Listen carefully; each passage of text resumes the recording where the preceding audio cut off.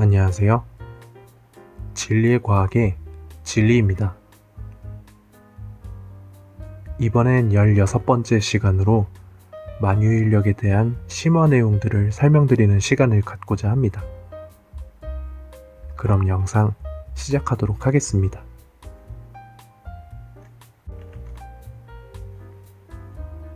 이번 시간에는 만유인력 법칙을 기반으로 해서 케플러의 운동 법칙들을 증명해 볼 예정인데요.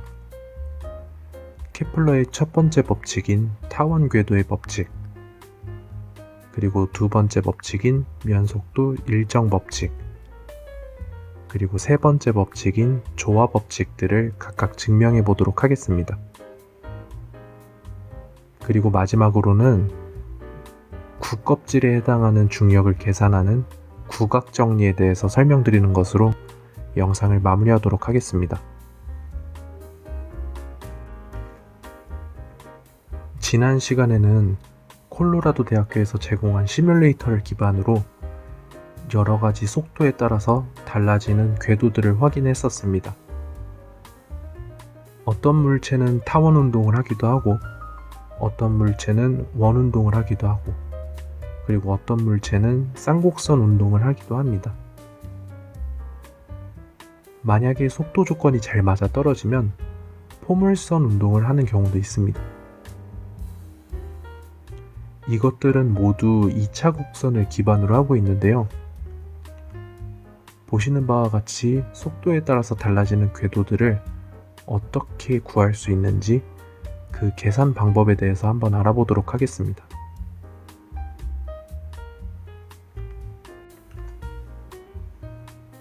행성의 움직임을 표현할 때는 극좌표를 통해서 계산하는 것이 가장 편합니다. 그래서 극좌표에 대해서 설명드렸던 13번째 영상의 자료를 다시 한번 가져왔는데요. 이 초록색 물체의 움직임을 표현하기 위해서 우리는 R벡터와 세타벡터를 기반으로 표현할 수 있다고 말씀드렸습니다.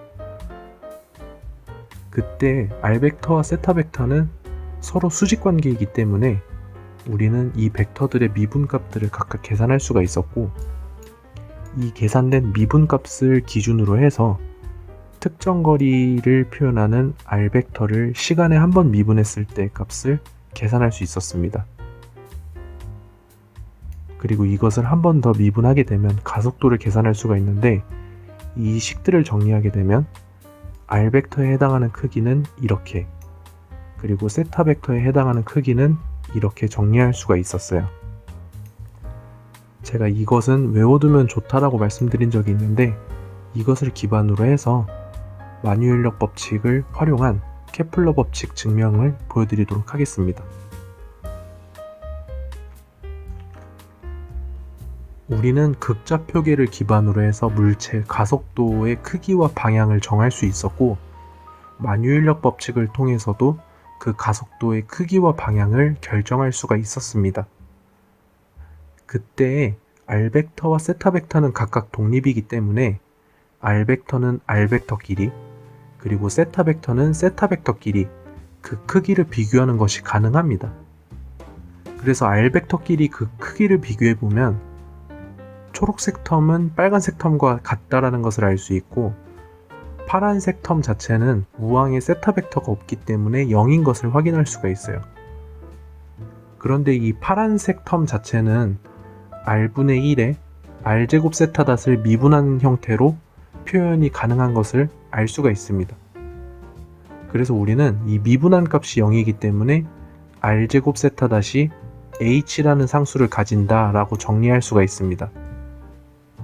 이 R제곱 세타닷 자체는 물리학적 의미가 단위 질량당 각운동량인데, H라는 상수로 표현됐기 때문에 각운동량은 보존된다라는 것을 의미해요. 만유인력 자체는 회전력을 가할 수 없기 때문에 각운동량이 보존되는 겁니다. 지금은 이 개념을 몰라도 괜찮아요. 자, 그리고 한 번 더 꼬아서 생각해야 될 거는 R이라는 것 자체를 이제 U라는 보조 변수를 통해서 U는 R분의 1이다 라고 표현할 수가 있습니다. 이렇게 표현을 하게 되면은 식들이 간단해지기 때문에 이 u라는 변수를 기준으로 해서 한번 이 식들을 정리해 볼 예정입니다. 자, 그렇게 되면 2번 식이 u로 표현되면은 세타닷은 hu 스퀘어다. 단순히 이 r제곱을 넘긴 거죠. 이렇게 표현을 할 수가 있다라는 것을 확인할 수 있고요. 자, 그러면 u를 한번 세타에 따라서 미분하는 것을 보면 우리는 체인 룰을 적용해서 u가 시간에 따라서 변하는 것과 시간이 세타에 따라서 변하는 것, 이렇게 한번 놓고 계산을 해봅시다. 그런데 u 자체는 r분의 1이기 때문에 r분의 1을 미분한 것을 보면 되고, 이 dt 오버 d 세타는 단순히 각 속도의 역수이기 때문에 각각 이렇게 표현이 가능합니다. 그래서 정리하게 되면 마이너스 r닷을 h로 나눈 값으로 정리할 수가 있어요. 이 식을 한 번 더 미분하게 되면 아까 h가 빠지고 r닷을 시간에 따라서 미분한 것, 그리고 시간을 다시 세타에 따라서 미분한 것, 이렇게 놓을 수가 있어요. 그래서 r 더블닷과 그리고 각 속도의 역수, 이것들을 각각 곱해준 형태로 u를 세타에 2번 미분한 것을 계산할 수가 있습니다. 그래서 u를 세타에 2번 미분한 것을 가지고 와서 식을 정리해보면 r 더블닷은 마이너스 h 스퀘어 u 스퀘어에 u를 세타에 따라서 2번 미분한 것, 이렇게 볼 수가 있어요. 그럼 우리는 1번식과 4번식, 6번식을 혼합해서 정리를 해보면 1번식에서 r 더블닷과 r 세타닷의 스퀘어, 이거 두 개를 각각 r 더블닷은 여기서 구한 것을 이렇게 넣어주고, 그리고 r 세타닷 스퀘어는 이제 여기 4번식 세타닷을 hu 스퀘어로 놓았기 때문에 이렇게 정리할 수가 있어요. 이렇게 정리해서 그 크기를 비교하면 만유인력의 크기와 같다, 이렇게 놓을 수 있습니다. 이전 슬라이드의 마지막 식을 다시 가지고 와서 그 꼴을 자세히 보면 h와 u가 나눠지면 좀 쉽게 정리가 될 수 있기 때문에 이 나눠서 정리를 해보면 너무 깔끔하게 정리가 돼요. 이 식들이 너무 깔끔하게 정리가 되고, 여기서 꼴을 보면 u를 2번 미분한 것 더하기 u는 상수, 이렇게 정리가 됩니다. 그 꼴이 선형 미분 방정식이기 때문에 우리는 이거 정리할 수가 있어요. 선형 미분 방정식의 경우에는 호모지너스 솔루션, 일반해와 파티큘러 솔루션, 특수해로 정리가 가능합니다. 2번 미분해서 자기 자신이 되는 함수, 이거는 삼각함수죠. 그래서 a 코사인 세타에 마이너스 phi 한 것, 그때 이 a는 진폭인데 임의의 실수, 그리고 이 phi도 위상차인데 임의의 실수로 정리가 가능합니다. 파티큘러 솔루션은 이 상수항이 그대로 들어온 거예요. 그래서 일반해와 이 특수해 두 개를 더한 형태로 u를 계산할 수 있는데 단순히 삼각함수와 상수를 더한 형태입니다. 근데 여기서 u는 제가 아까 r분의 1이라고 했기 때문에 다시 들고 와서 정리를 해봐요. 근데 이 꼴이 2차 도형이기 때문에 우리는 이심률과 주축 길이의 반을 표현하는 a, 이것으로 정리할 수가 있습니다. 지금 당장은 이게 무슨 의미인지 몰라도 괜찮아요. 그래서 r 세타 자체는 이런 식으로 2차 도형으로 표현을 할 수가 있습니다. 이 의미에 대해서는 다음 슬라이드에서 한번 보시죠. 이전 슬라이드의 마지막 식을 가지고 와서 다시 한번 표현하면 r은 세타에 의한 함수이고 r 자체를 표현하면 이렇게 2차 도형의 형태로 표현이 가능하다는 것을 봤습니다. 맨 처음 슬라이드에서처럼 발사 속도를 다르게 하면 각각 다른 도형이 나옵니다. 원운동을 하기도 하고 타원 운동을 하기도 하고, 그리고 쌍곡선 형태로 날아가기도 합니다. 그것들을 모두 모아서 그림으로 그리면 이렇게 표현할 수가 있어요. 여기서 이 분홍색이 원운동할 때의 궤적입니다. 다 여기에서 쏘아 올려진 거죠. 원점은 0,0입니다. 이 원운동을 할 때의 이심률은 0이 됩니다.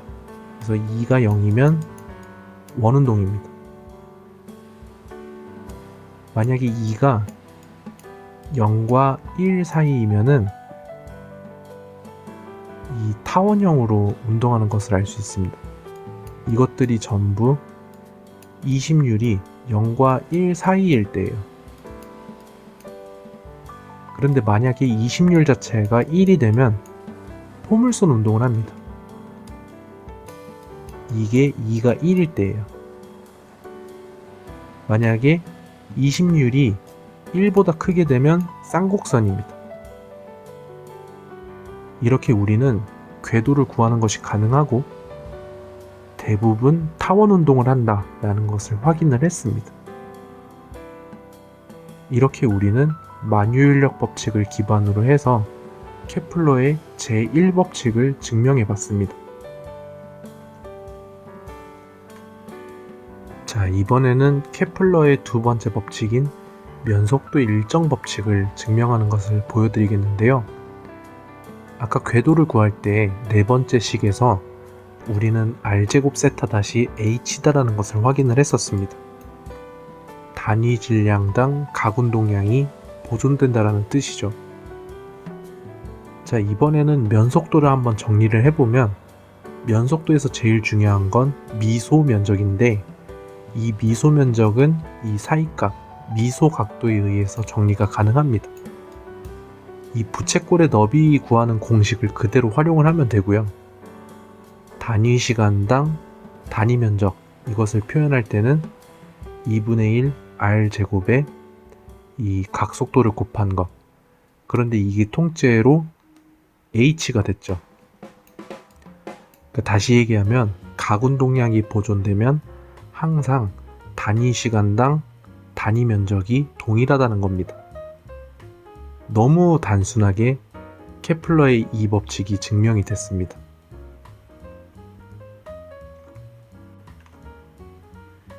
이번에는 케플러의 세 번째 법칙인 조화의 법칙을 증명하는 법을 설명드리려고 하는데, 먼저 설명드리기 전에 타원에 대해서 좀 설명을 드려야 될 것 같아요. 이 세미 메이저 엑시스라고 하는 이 길이는 A로 표현이 가능합니다. 그리고 이 중심에서부터 포커스까지의 거리는 AE로 표현이 가능하고, 이 세미 마이너 엑시스 길이 B는 단순히 이심률 E와 그리고 세미 메이저 엑시스 길이인 A로 표현이 이렇게 가능합니다. 그리고 이쪽 끝점을 버텍스라고 합니다. 이 포커스에는 항상 지구가 있었고 우리는 이 버텍스에서 위쪽 방향으로 쏘아 올린 위성을 봤었죠. 자, 그래서 만약에 이 포커스와 버텍스 사이의 거리를 파악을 해보면 A에서 AE를 뺀 값이 R로서 정의가 되고, 그러니까 여기 길이가 R인 거죠. 그리고 그게 항상 균일하다라고 놓을 수 있습니다. 그러니까 같은 위치에서 발사한다라는 뜻이에요. 그런데 세미 마이너 엑시스인 B와의 관계를 좀 살펴보면 B제곱 자체는 A제곱 빼기 A제곱 E제곱인데, 이것을 정리해보면 우리는 A와 1-2 그리고 R을 곱한 형태로 정리할 수 있는 것을 알고 있습니다. 그러니까 B제곱은 A에 비례하는 거예요. 나머지 이것들은 상수입니다.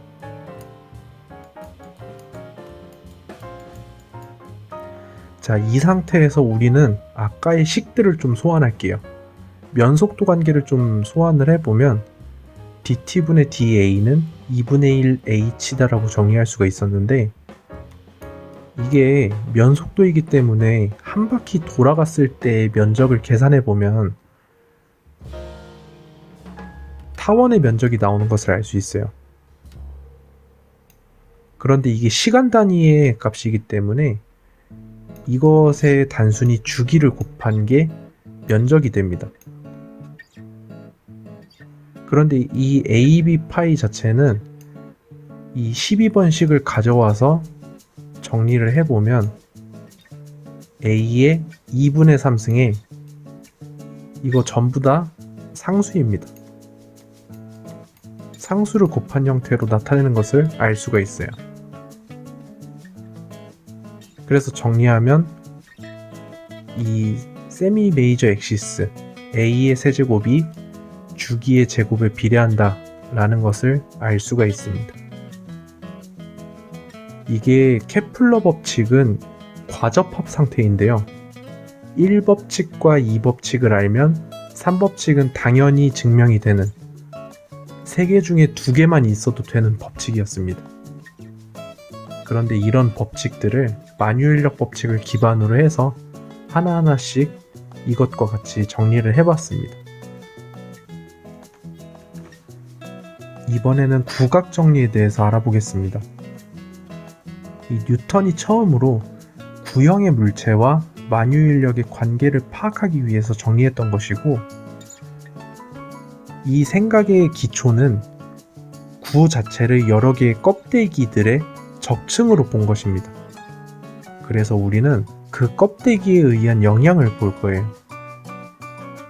결론만 말씀드리면 이렇게 커다란 물체에서 발생되는 만유인력은 껍데기가 아니라 단순히 여기 조그만 점질량에 의한 만유인력과 동일한 결과를 가져옵니다.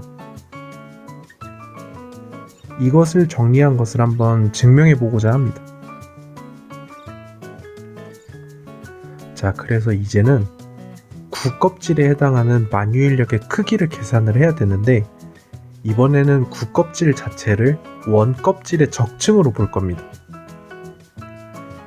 파란색 원껍질의 적층으로 봤을 때 이 오른쪽 밑에 표시된 원껍질들은 모두 이 점질량 M의 S만큼 떨어져 있는 이 질량들의 집합이라고 보시면 됩니다.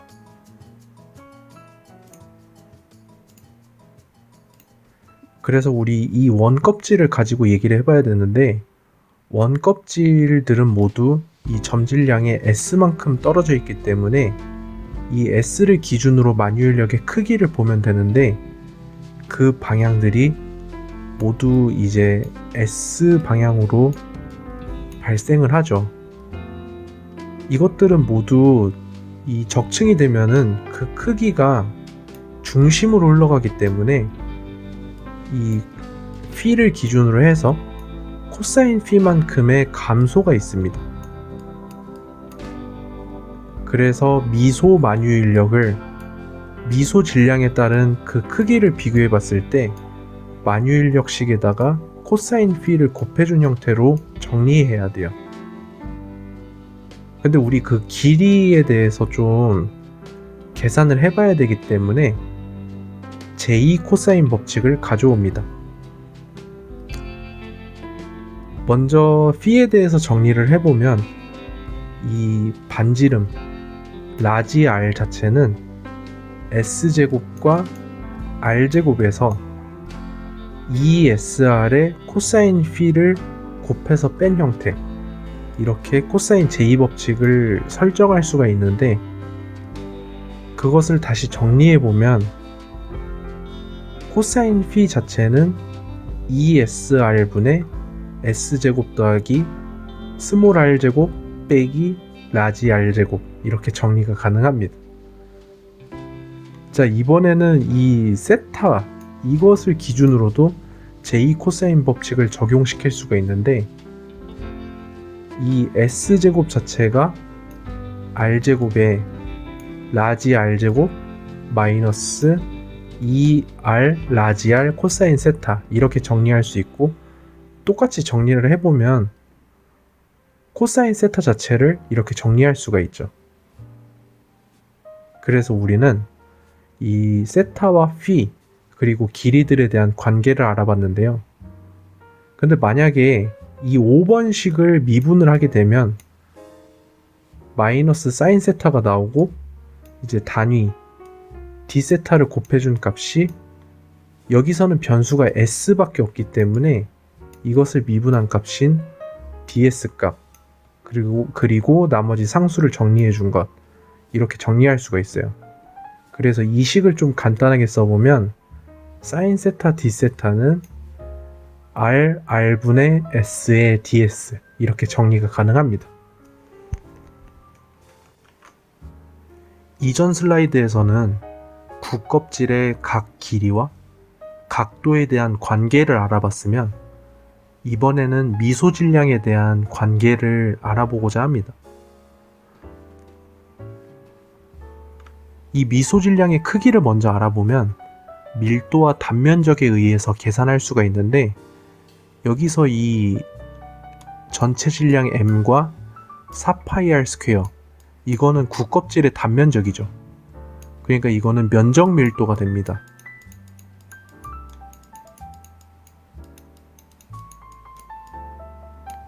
그리고 이 rd 세타 자체는 이쪽 면적, 그러니까 이 길이의 크기를 나타내고요. 2파이 r 사인 세타에서 이 r 사인 세타는 이 세로 길이를 의미합니다. 그래서 이렇게 돌려준 거예요.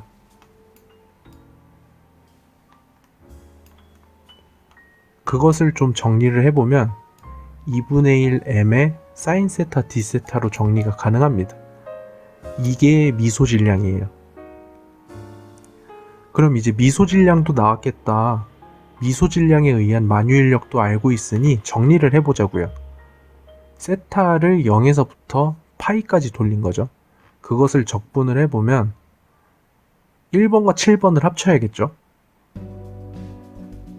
만유 인력을 적분을 하면 우리는 이렇게 다 곱해서 적분을 시킬 수가 있는데 이전 슬라이드에서의 그 관계들을 좀 가져와 보자고요. 3번식이 phi에 대한 코사인 관계이고 그것을 활용을 해보면 이 코사인 phi가 제거가 되겠죠. 그리고 6번식 이 사인 세타 d 세타를 이 관계를 가지고 와서 s에 대한 변수로 놔둡니다. 그러면 이 적분 구간도 s에 관해서 바뀌어야 돼요. 자, 그것을 정리를 해보면 이런 식으로 정리가 되는데 이것들을 적분해보면 정확하게 점질량에 의한 만유 인력과 동일하게 됩니다. 이게 구각 외부에 있는 질량과의 만유 인력 식이에요.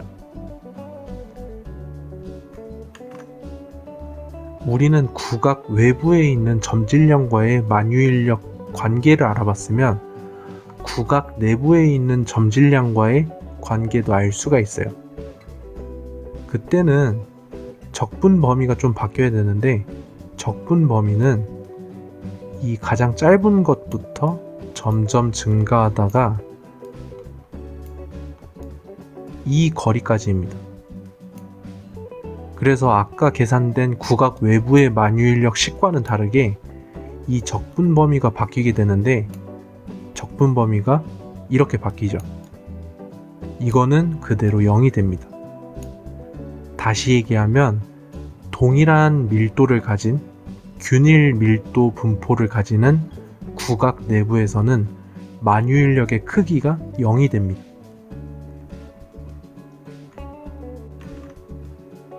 그래서 아까 계산된 것들을 가지고 구각에 의한 중력과 위치 에너지 이것을 각각 표현하면 이렇게 표현할 수 있어요.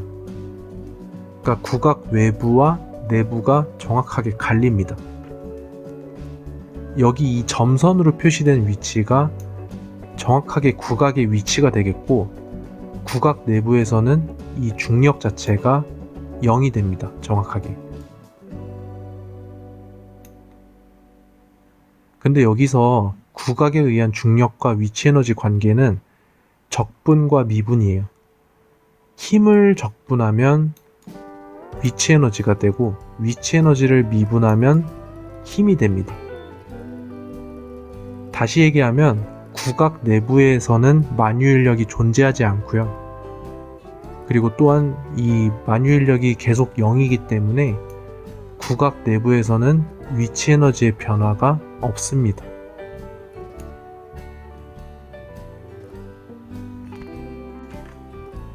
국악 정리는 쉘 세오렘이라고 하기도 하는데, 얇은 쉘 세오렘 자체 말고 약간 두꺼운 쉘 세오렘에 대한 정리도 되어 있습니다. 수식이 너무 많아서 이번에는 나무위키 치트키를 좀 썼고요. 이 국악의 완전 내부, 그리고 A와 B 사이 어느 지점, 그리고 국악의 외부, 이렇게 나타낸 위치 에너지와 중력을 각각 가지고 왔습니다. 이거 증명하려면 아까 봤던 국악에 두께를 추가해서 더 적층을 시키면 되는데, 굳이 이 식을 외우실 필요는 없고 이런 형태로 정리가 된다 라는 정도만 아시면 될 것 같아요. 만약에 A가 제로이게 되면은 속이 꽉 찬 구가 되는 거죠. 이런 식으로 국악에 의한 만유인력이 정리가 가능하다는 것 알아두셨으면 좋겠습니다. 자, 마무리로는 이 태양계 자체가 공전하는 그 궤도를 수학적으로 도식화해서 그래픽으로 만든 영상을 들고 왔습니다. 만유인력 공식 자체는 여러분들 보면 금방 외울 정도로 굉장히 단순한데, 그 공식 하나로 인해서 다양한 행성들의 움직임을 표현했다는 것은 정말 아름답다라고 할 수 있을 것 같습니다. 이 자료들을 정리하면서 다시 봐도 정말 만유인력 법칙 자체는 아름다운 공식이 아닌가 싶습니다.